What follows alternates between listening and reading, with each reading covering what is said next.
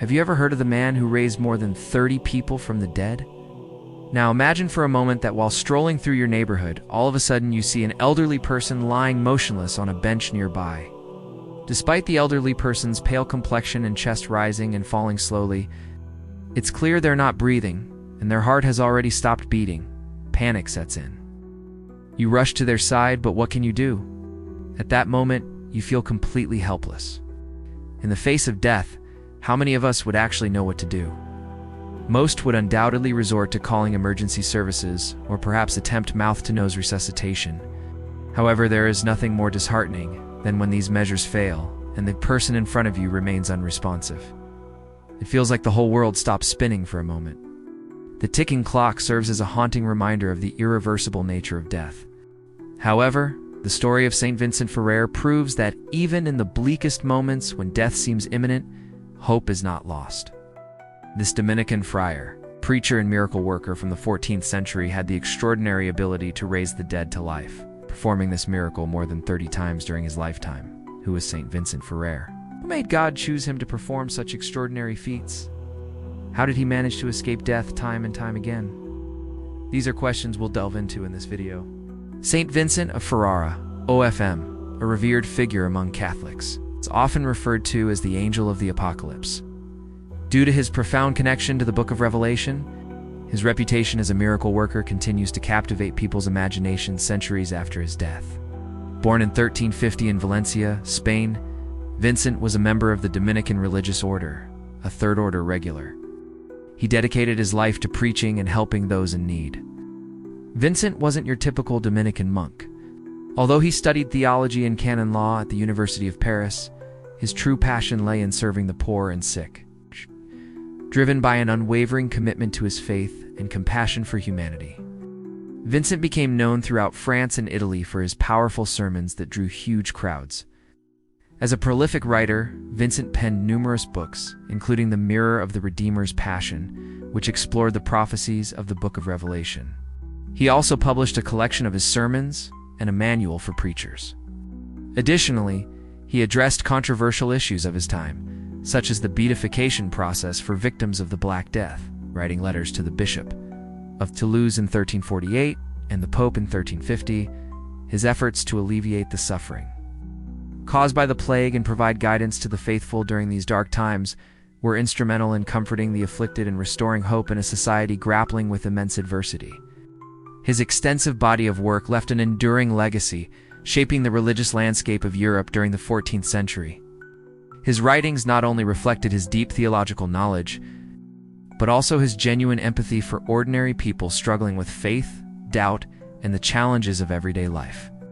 Vincent's reputation as a healer grew, attracting followers from all walks of life. But some questioned his methods and the source of his powers.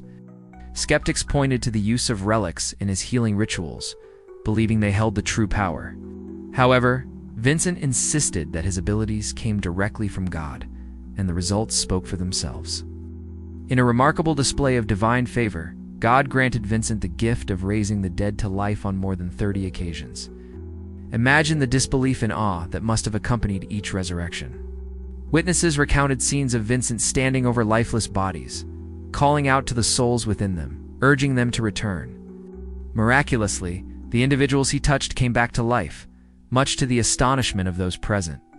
Among the most famous cases was the resurrection of a young girl named Santia of Castile. When Vincent arrived at her funeral, he noticed that her body was still warm, indicating she might not be beyond help.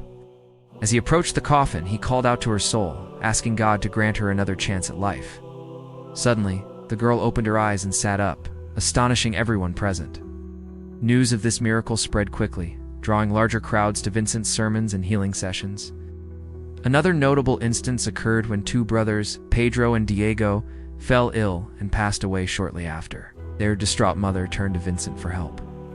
And despite the boys' bodies being in a state of advanced decomposition, he managed to resurrect them, bringing immeasurable joy to the grieving mother.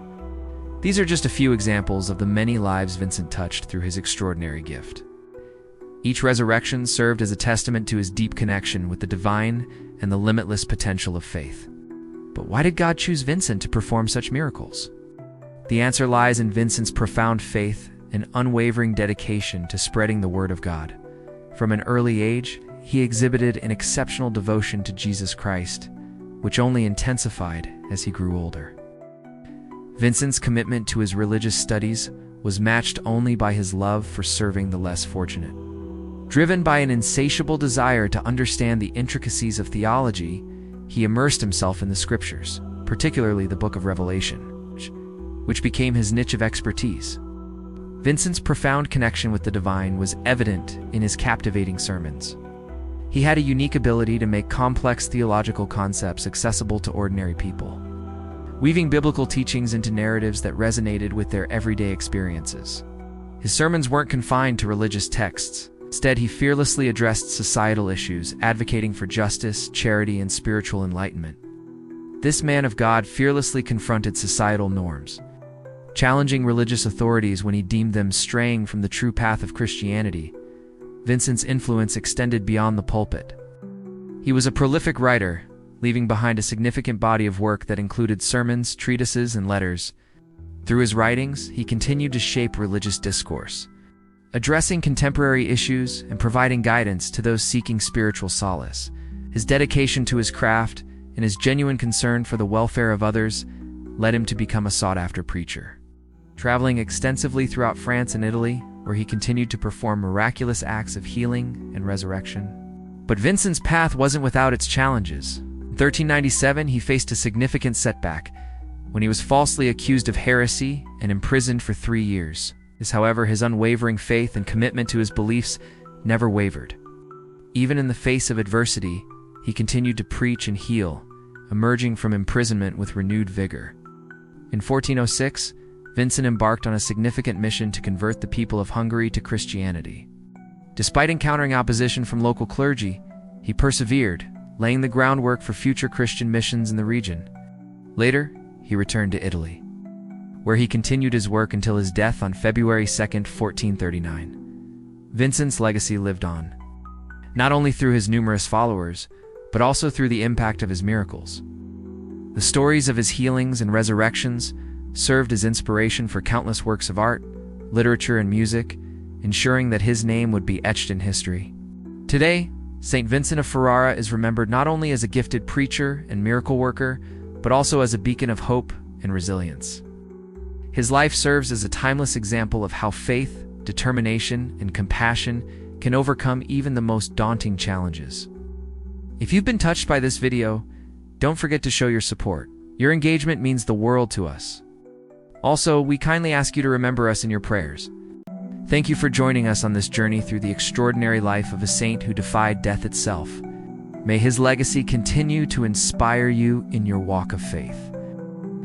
Until next time, may God bless you and keep you in his loving embrace.